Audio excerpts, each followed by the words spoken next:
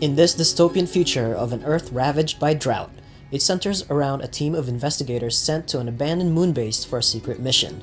Led by a star-studded pair-up of Train to Busan's Gong Yu and Kingdom's Bae Doona, this sci-fi thriller not only tackles social commentary on power and privilege, but also delves into hope, regret, moral and ethical concepts, and self-reflection. When water becomes the source of power and survival, how far will you go to save the human race? The drama gets top scores for its production value and amazing performances from the cast. Netflix gave this drama a decent amount of budget to play with, and it shows. But after watching all 8 episodes of the drama, there might be some questions we are still wondering. Did Captain Han die? So let's recap the ending and talk about what happened. What's up, Sunday fams? Welcome back to another video. My name is Flip, and we get together each and every week to catch up to some of our favorite Asian dramas on Mondays and Wednesdays, and K-pop related content on Thursdays and Saturdays. If you're new to the channel, make sure you hit that like and subscribe and consider it. First of all, I really love how this drama managed to keep you on the edge in all of its 8 episodes. It deals with moral dilemmas and keeps you asking questions through its existential narrative. And the good news is, it manages to answer those questions in a very poetic way. And towards the end, we find out how the original crew of the moon base dies. Led by Dr. Song's sister, the original crew made a breakthrough discovery of lunar water. It can multiply when it's combined with an organic matter. You can see how the goldfish acts as a conduit for the water to multiply, but it can also survive, unlike what happens when a human touches the water. Especially when they get infected with the lunar water, it kind of reminds you all those moments that you prayed to the porcelain god. Well, hopefully not all of those moments. This research leads to the cloning and experimentation on Luna, an innocent child cloned for the purpose of this research. They cloned and killed her 72 times. Think about the ethical issues there.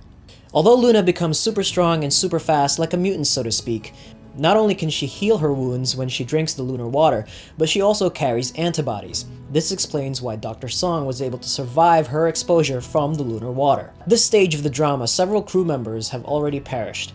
We're only left with the captain, the chief, Dr. Hong, Dr. Song, and Luna. Oh yes, and I almost forgot about Ray Tusek.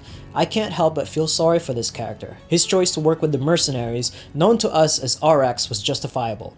It was his government that ordered the deaths of the lunar station's original crew, and it's this betrayal and regret that haunts him.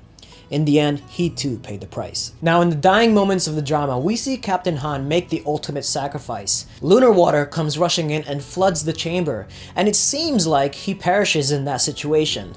But we also see Luna has gone missing from the group, and it seems like she's taken off her spacesuits. Now, in the sequence of events, there's only a couple things that I can think about that is possible. Number 1, Luna could have used the shafts to go and rescue Captain Han, and had enough time to take him out while they were escaping as well. Remember that she knows the station in and out better than anyone else. She's been stuck there for 5 years. So it's not out of the realm of possibility that she actually did that and saved Captain Han. In the end, we see Captain Han lying down on the ground on the moon's surface, and Luna standing in front of him, attempting to give back his badge. And I do think that he's alive. Even though the lights were flickering out, you can see his eyes are still open. Now you might think that he might have died at that moment when the lights flicker off. His eyes were kind of open. He could be dead, he could be alive, but I like to believe that he's still alive. Even the rescue ship announced it, that they had rescued the survivors. There wasn't any more details on how many or who it were, but I'd like to think that they left that ending for anyone to interpret. Now, the second possibility is that Captain Han was literally spat out as so much pressure was building in the chamber that it just exploded everywhere. And as soon as it touched the atmosphere, it froze. But I would think that Captain Han would have been frozen with the water as soon as the water touched the atmosphere. I would find it hard to believe that there was so much pressure. He would have to be in the perfect spot where the water gushed out, where it actually spat him out all the way across the way so that he lied there dying at that point. But I'd love to know what you think in the comment section below. Did Luna save him, and is he still alive, or was he spat out into the atmosphere as the ending suggested? But one remaining burning question remains in my mind, is that how were they going to use this lunar water to save everybody on Earth?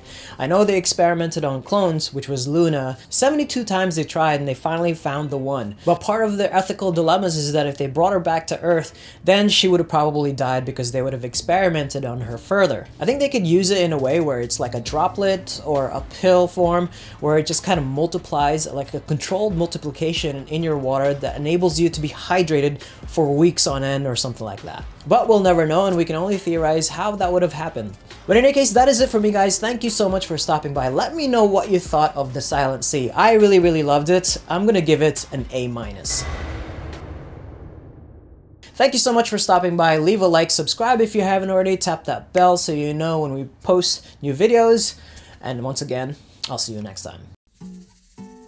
Hey, stop, 왜 자꾸 들었다 놨다 해 헷갈리게 친절은 사양할게 오해하게 하지 말아요 날 yeah 들어봐 가뭄 같은 마음엔 뭐라도 단비가 돼요